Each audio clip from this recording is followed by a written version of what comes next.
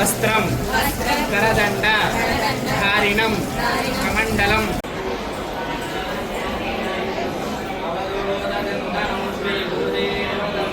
జయ గురుదత్త.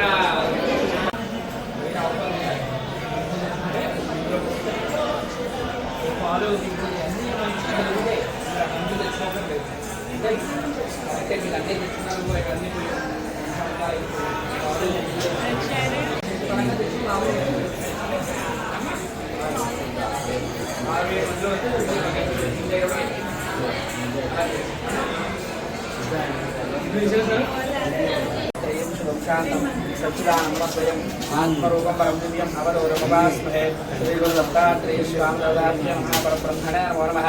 गतादरं पाण्डुरङ्गं शूलहस्तं कृपानिधिं सर्वरोगहरं देवं दत्तात्रेयमहं औदम्बरः कल्पवृक्षः कामधेनोऽष्टपिङ्गमः चिन्तामणिगुरोपादो दुर्लभो गुणत्रये श्रीगुरुदत्तात्रेय स्वामिनाथाय नमः. परब्रह्मणे नमो नमः. अवधूताय विद्महे अत्रिपुत्राय धीमहि तन्नो दत्तः प्रचोदयात्. श्रीगुरुदत्तात्रेय स्वामिने नमः. जनार्दनो देवः त्रेतायां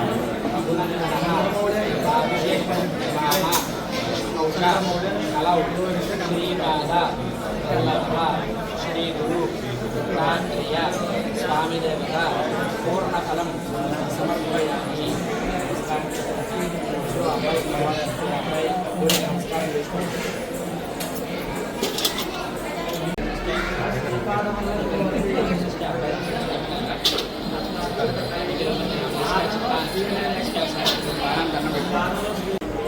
ఆత్మరూపం పరం దివ్యం నవద్గుణం బాబు అలా ఎదుగునే అవ్వకూడదండి.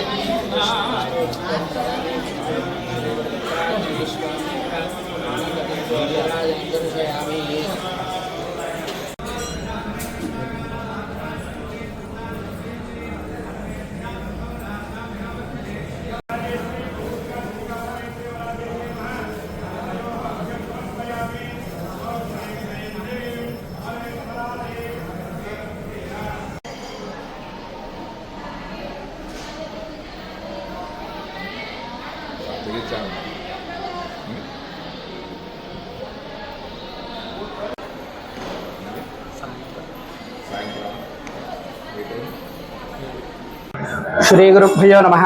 గురు బ్రహ్మ గురు విష్ణు గురుదేవో మహేశ్వరః. గురు సాక్షాత్ పరబ్రహ్మ తస్మై శ్రీ గురవే నమః. పరమ పవిత్రమైనటువంటి పిఠాపురం ఈ పాదగయ క్షేత్రంలో మనం చూస్తున్నటువంటి స్వామివారు స్వయంభూగా వెలిసిన దత్తాత్రేయ స్వామివారు. మనకి భారతదేశంలో ఎక్కడా లేని విధంగా స్వయంభూగా వెలిసిన ఏకైక క్షేత్రం. ఇక్కడ మనకి బ్రహ్మ విష్ణు మహేశ్వరుల స్వరూపంగా దత్తాత్రేయుడు ఉన్నారు అని చెప్పడానికి నిదర్శనంగా స్వామివారు ఇక్కడ 3 ముఖాలతో మనకి దర్శనమిస్తారు. మనకి ఎక్కడ కూడా ప్రపంచంలో కూడా ఇటువంటి విగ్రహం లేదు. ఈ ఒక్క చోటే మనకి స్వామి 3 ముఖాలతో 4 భుజాలతో 2 పాదాలతో వెలిసినటువంటి ఏకైక ఏకశిలా రాజ విగ్రహం. ఈ స్వామివారిని కృతయుగంలో వ్యాసులు వారు వచ్చి దర్శనం చేసినట్టుగా స్కాంద పురాణంలో రాసుంది.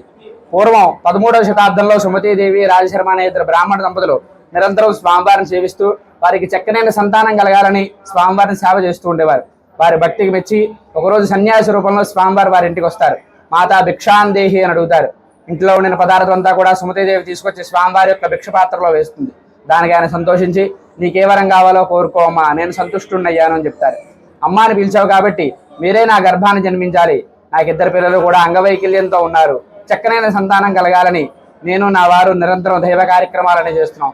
మీరు అమ్మాని పిలిచి వరం కోరుకోమన్నారు కాబట్టి మీరే నా గర్భాన్ని జన్మించాలని కోరుకుంది.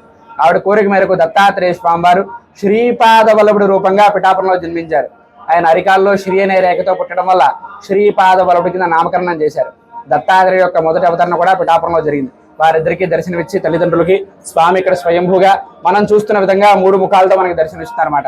ఒక్క గురువారం మాత్రమే స్వామివారు మనకి ఇలా నిజ రూపంలో దర్శనమిస్తారు. మిగతా అన్ని రోజులు కూడా కవచము కిరీటము పెట్టి అలంకారంతో ఉంటారన్నమాట ప్రతి నిత్యము కూడా. అలాగే మనకి ఇంట్లో ఏదైనా శుభకార్యం జరుగుతుంటే ముందు విఘ్నేశ్వర బియ్యం కట్టుకుంటాం. ఎందువల్ల అంటే శుభకార్యం అంతా కూడా దిగ్విజయంగా జరగడానికి.